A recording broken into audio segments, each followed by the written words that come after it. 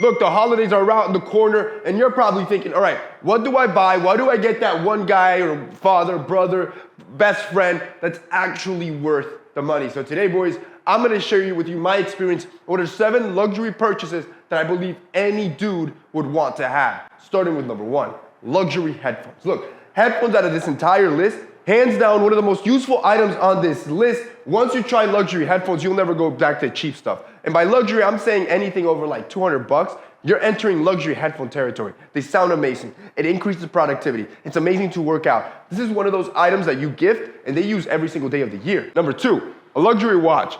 This is how I justify me paying exorbitant amounts for a watch. 2 reasons. 1, it's literal global currency. What that means is I can grab my Rolex, my Patek, my Audemars, and I can go anywhere in the world.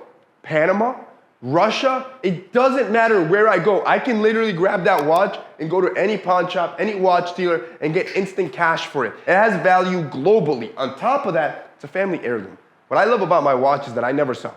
Every watch that I've bought, I've kept it. I'm talking about the luxury pieces, like the high-end ones that I've always wanted. As soon as I buy them, I keep them, because my mentality is those are going straight to my kids. Number 3, high-end spirits, especially around the holidays, and for men that experience it all, those type of dudes that have everything, something like a high-quality tequila is one of those luxury items that they'll always appreciate, and it's a great way to build memories with that person as well. For example, my brother's one of those guys, and my brother loves his collection, so for this Christmas, I thought, I'm gonna hook him up with some high-level spirits. I decided to opt for the Jose Cuervo Reserva de la Familia Extra Añejo. Reserva de la Familia is a crown jewel and the pinnacle of luxury tequila. This product was once reserved only for Mexican dignitaries and Jose Cuervo personal friends and family. Each year, the family still manages and hand selects the liquid from these small batches that use an artisanal process that has been passed down for over 10 generations. Each bottle is made using hand-blown glass and is individually numbered and signed. Then the wax seal that tops it off features the Jose Cuervo family crest,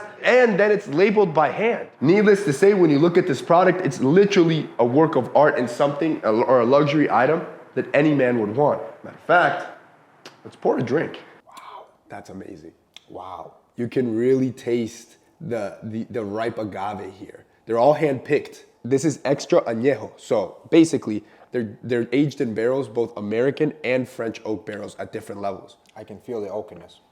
That's where you get the complex taste. Yeah.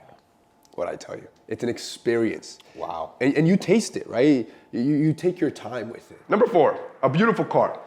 You know, as I'm getting older, and I'm saying this as I'm like super old, but I'm really not, I'm like 27, but the reality is, I don't regret ever buying cars young.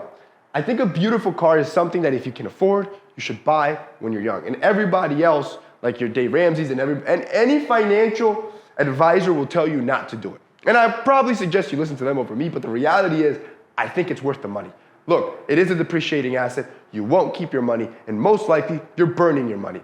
But the more I grow up, the more I learn that I do not want to be 60 driving a Ferrari. At that point, I'm just skin and bones, and I'm about to pass away.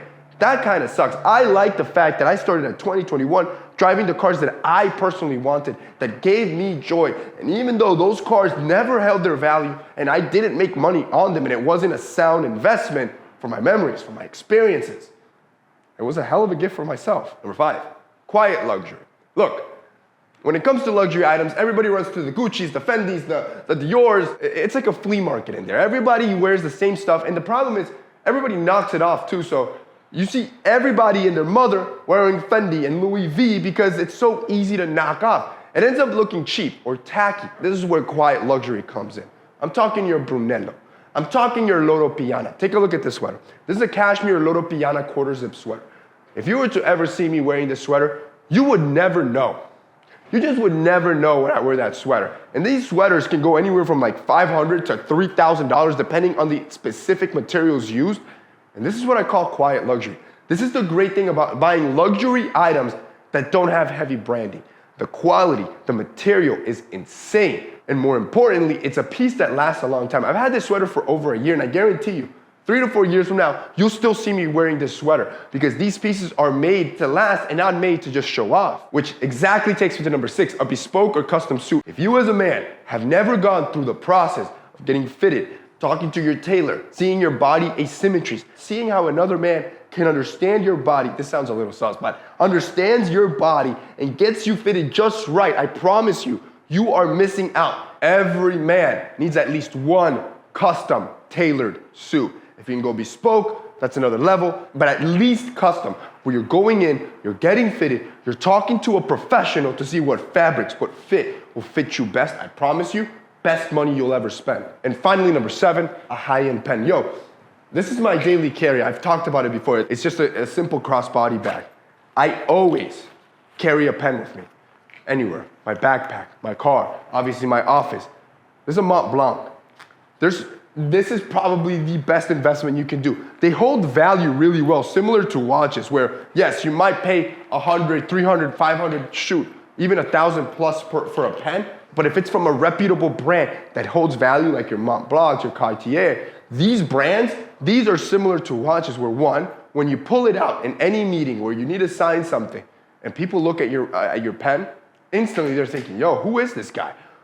The fact that he just carries that around, the fact that it's just not a basic plastic big pen, now people are raising questions, right? Like, where does this dude get all this money? Moreover, you can always sell it. It always has value. And more importantly, you can always pass it down, which that's something that I always resonate with. When I buy a luxury item, I want it to be so good, I can pass it down to my kids.